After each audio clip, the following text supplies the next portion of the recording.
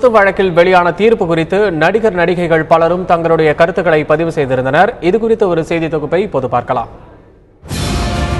ஜல்லிக்கட்டு போராட்டத்திற்கு பிறகு நடிகர் நடிகைகள் அரசியல் மற்றும் பொது பிரச்சனைகள் குறித்து சமூக வலைதளங்களில் தங்களின் கருத்துக்களை தொடர்ந்து பதிவு செய்து வருகின்றனர். தற்போது சொத்து வழக்கில் அளிக்கப்பட்டுள்ள தீர்ப்பு குறித்து எந்த இயக்கத்தையும் சாராமல் அரசியலுக்கு அப்பாற்பட்டுள்ள நடிகர் நடிகைகள் ட்விட்டரில் தங்கள் கருத்துக்களை பதிவிட்டுள்ளனர். நடிகர் பார்த்திபன் தனது ட்விட்டர் பக்கத்தில் சட்டம் என் கையில் என் பணம் என்று மார்த்தட்டிக் கொள்ள விடாமல் சட்டம் சத்தியத்தின் பக்கமே என போராடிய நீதியின் ஆச்சாரியர்களுக்கு வணக்கமும் நன்றியும் என்று குறிப்பிட்டுள்ளார். அதேபோல் நடிகர் பிரகாஷ் ராஜ் தீர்ப்பு முடிவு அல்ல, சுத்தப்படுத்தும் பணி தற்போதுதான் தொடங்கி இருக்கிறது என்றும் இது இன்னும் தொடரும் என்று தெரிவித்துள்ளார். இரண்டு பக்கத்தினரும் கொண்டாட அவசியம் இல்லை எனவும் விசாரணை நீதிமன்றத்தின் தீர்ப்பையும் அது என்ன சொல்கிறது என்பதையும் நினைத்து பார்க்க வேண்டும் என்று நடிகர் அரவிந்த் சுவாமி தனது ட்விட்டர் பக்கத்தில் பதிவிட்டுள்ளார்.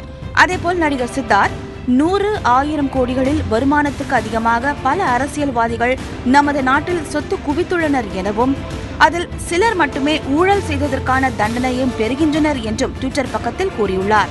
இசையமைப்பாளர் கங்கை அமரன் தன்னை பொறுத்தவரையில் ஆன்மீகத்தில் நம்பிக்கை உள்ளவன் எனவும் இப்போது சரியான நேரத்தில் இறைவன் தண்டனை வழங்கியிருக்கிறான் என்றும் தமது கருத்தை பதிவிட்டுள்ளார்.